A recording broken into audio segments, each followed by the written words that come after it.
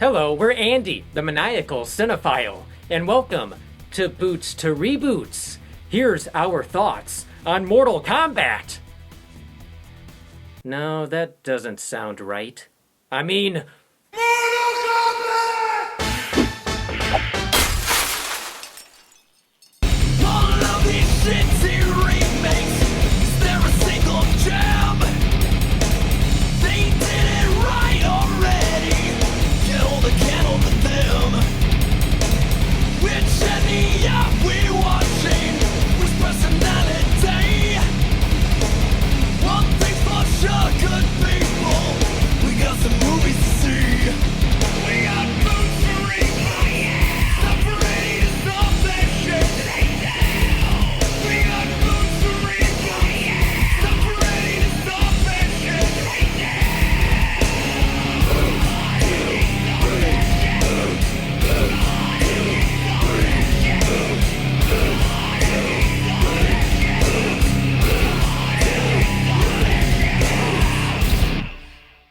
Mortal Kombat 2021 is the directorial debut of Simon McQuoid from a screenplay by new writer Greg Russo and Dave Callaham, who has written The Expendables, Godzilla, Zombieland Double Tap, and Wonder Woman 1984. But now, Mr. Callaham gets to write a script full of words with unnecessary Ks.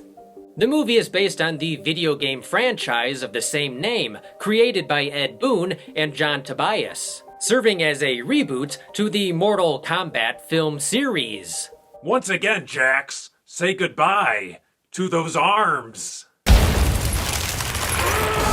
Us 90s kids remember the original film fondly in a nostalgic way, even though it's kinda goofy. I mean, by law, if we hear the theme song, we have to lose our minds.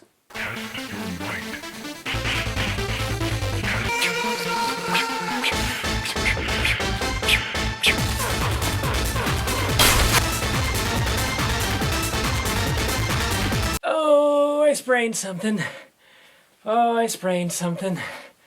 Oh, it hurts. Following the critical and commercial failure of the 1997 film Mortal Kombat Annihilation, a third Mortal Kombat movie spent over 20 years in development hell. Or the Nether Realm.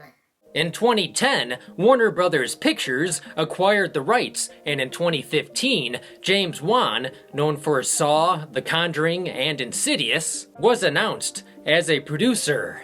Finally, in 2021, the reboot is here, so let's test our might, cross the reboot of Mortal Kombat off the list, and see if it deserves the boot.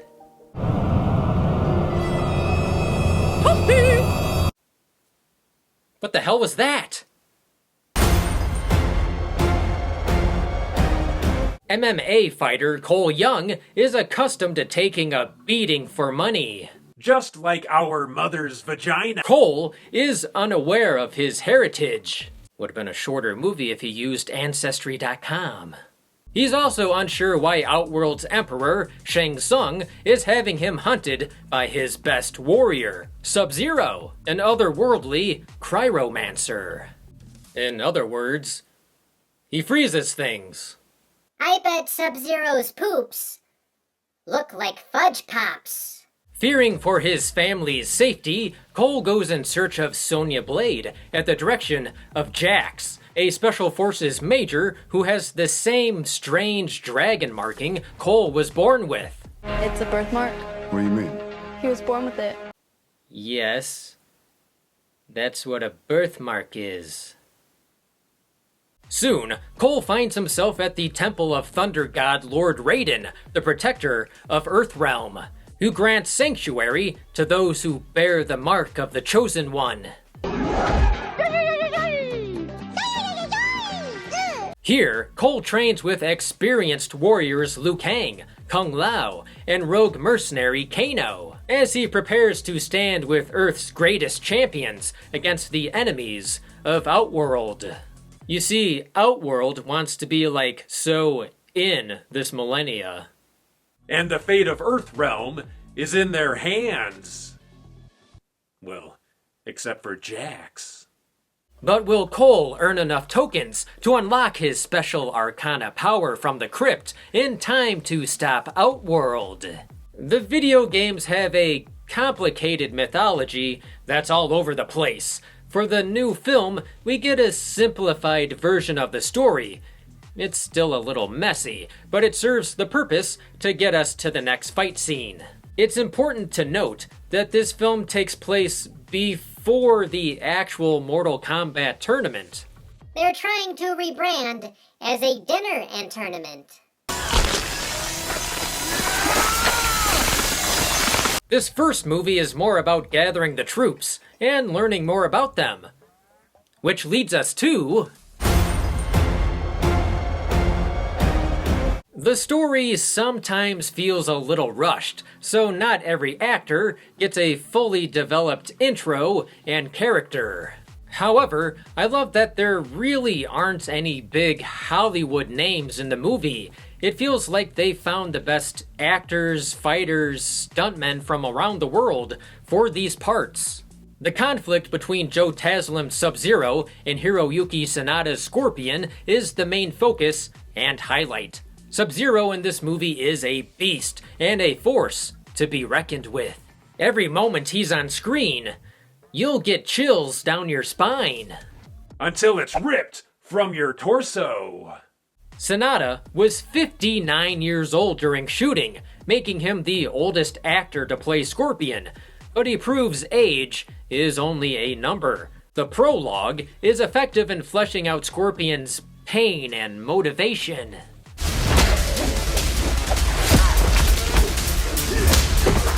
I don't know. Techno just hits different after your family dies. Oh, please. Techno must play at our funeral.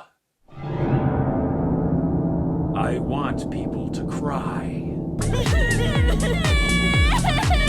Sanada's performance as Scorpion is flawless. Come hither!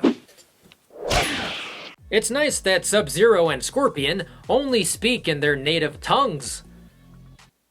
Well, except for his one catchphrase.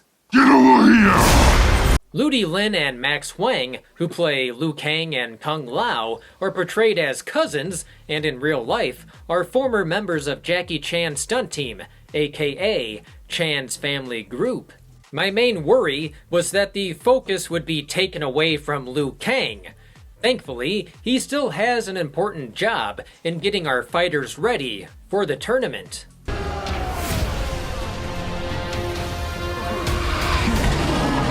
If only it were a hot dog eating tournament. Chestnut has a new record for Nathan. Fatality. Cole Young is our protagonist with the cliche chosen one backstory.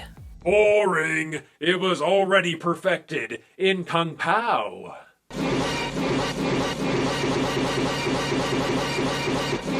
Cole is an original character created for the film, and I didn't know how he'd fit in.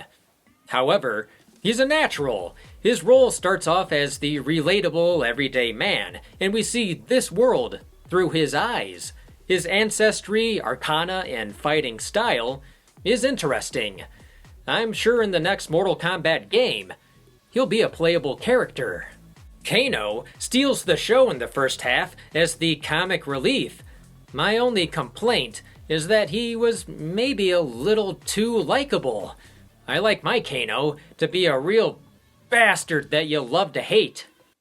My goal in life. In the end, our main champions all have their chance to shine.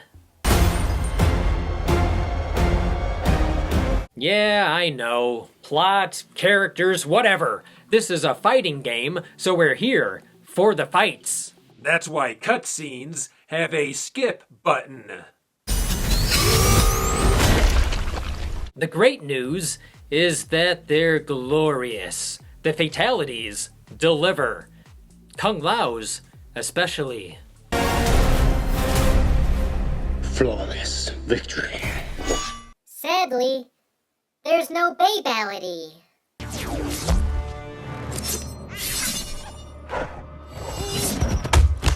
Fatality. While blood and guts are fun, the hand-to-hand combat, choreography, and stunt work is very impressive. If the plot twists don't work for you, the brutal action will leave you satisfied.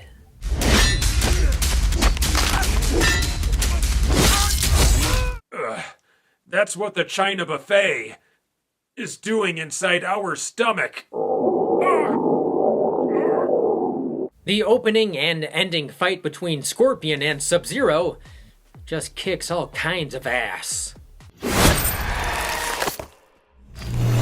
Stabbing someone with their own blood.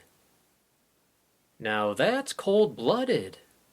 The director tried to film the fights as real as he could, with little green screen or effects. Why stop there? I'd get the actors to remove their own heads. Although, like the previous Mortal Kombat films, the CGI that is there needed more work. Prince Goro could have looked a lot better. Where's the respect?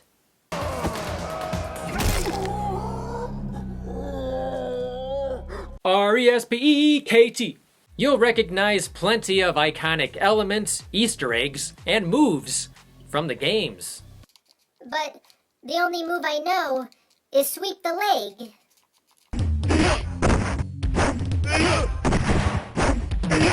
McQuoid truly brought a Mortal Kombat game to life. It pulls no punches and might be the goriest studio blockbuster in recent memory.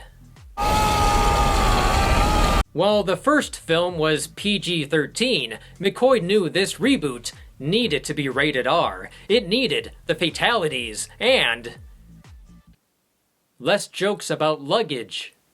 I pay money, you carry the bags.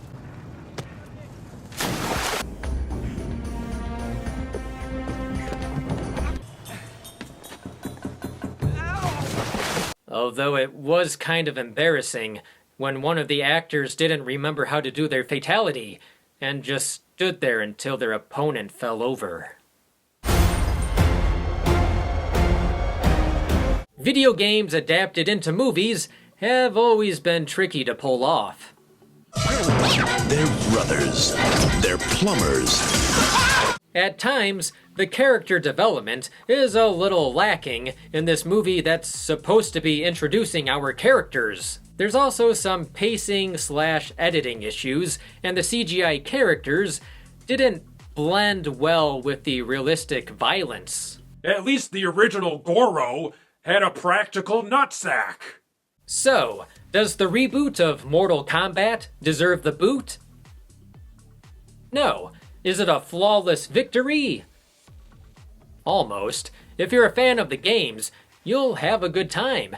It's a rare video game adaptation that punches its way to a victory in the end. I say, get over here and watch it. Hopefully the sequel doesn't replace half the cast and then kill them off in the opening scene. This has been Andy, the Maniacal Cinephile. Thanks for liking and subscribing. We'll see you next time.